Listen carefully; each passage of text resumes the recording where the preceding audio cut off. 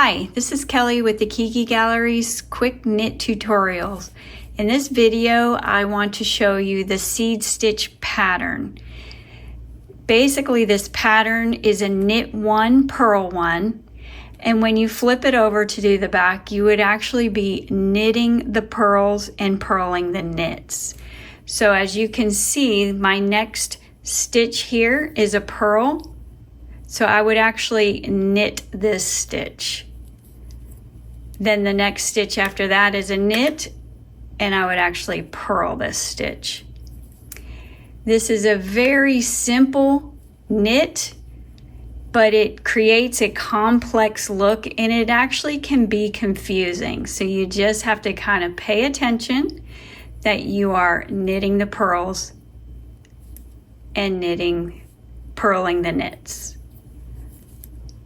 I'm going to show you what it looks like in a hat.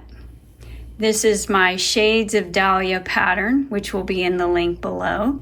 If you like this tutorial, check out my other videos on my channel. Links to the items in this video are in the description.